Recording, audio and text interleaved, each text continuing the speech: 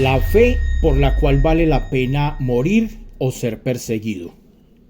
En Romanos capítulo 5 verso 8 dice: Mas Dios muestra su amor para con nosotros, en que siendo aún pecadores, Cristo murió por nosotros.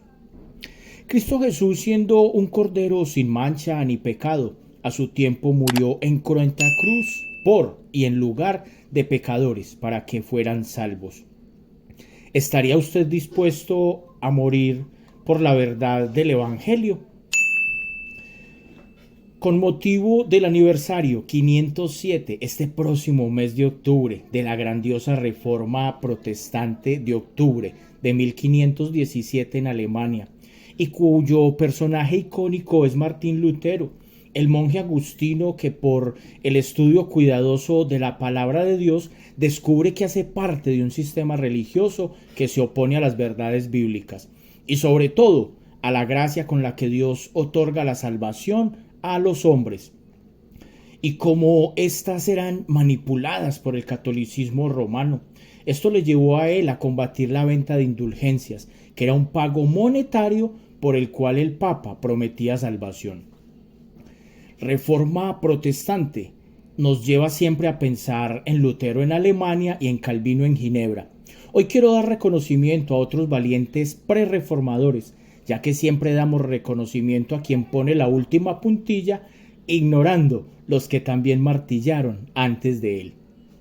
La histórica libertad de la palabra de Dios, que estaba prisionera y manipulada por una estructura religiosa limitada, y el pueblo no tenía acceso a ella como Dios lo había deseado, fue terminada con el inicio de la Reforma y terminado el engaño al pueblo entero. Dios en distintas épocas y lugares ya había inquietado a hombres suyos. Me parece justo traerles a memoria, así sea de manera muy resumida.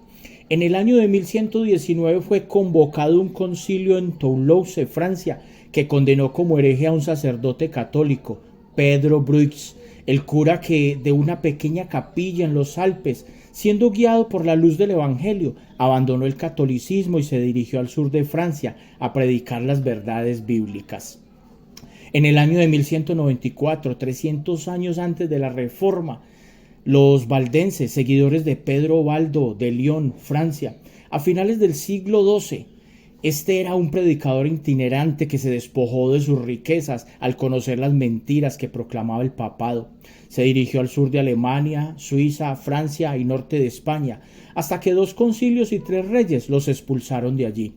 En el año de 1324, en Inglaterra, un sacerdote llamado Juan Wycliffe, por medio del estudio de las Sagradas Escrituras, vio la corrupción de los eclesiásticos y empezó a predicar contra esta jerarquía y el poder secular del papado. Después de su muerte, en 1385, sus seguidores se dirigieron al Parlamento para continuar con la reforma de la Iglesia. El rey Enrique IV los entregó a los obispos para que fueran juzgados y quemados. A principios del siglo XV, Juan Hus, un profesor de la Universidad de Praga, condenaba los abusos del clero y convocó a que regresaran a las Sagradas Escrituras como única autoridad infalible. Condenó las indulgencias y se afirmó en una pregunta: de modo que si un hombre es malvado toda su vida, pero si él o sus familiares dan dinero al Papa para que haga la guerra, ¿esto le dará la salvación? Finalmente Hus fue condenado a la hoguera. Ante la petición que se retractase, este dijo: tomo a Dios por testigo que nunca he enseñado herejía. Mis discursos y enseñanzas han sido hechos con el único objetivo de arrancar las almas de la tiranía del papado. Por eso yo sellaré hoy con mi sangre la verdad que he enseñado, he escrito y he publicado, que está confirmada en las Sagradas Escrituras.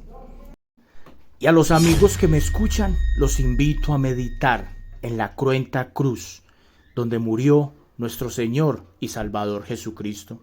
Acércate a Él, no rechaces esa oferta, no rechaces el sacrificio que Él hizo por ti y por mí. Debes de estar dispuesto a dar tu vida por Él, como lo hicieron los apóstoles y los hombres que acabo de mencionar. Recibe hoy mismo, creyendo en Jesús, la salvación y la vida eterna.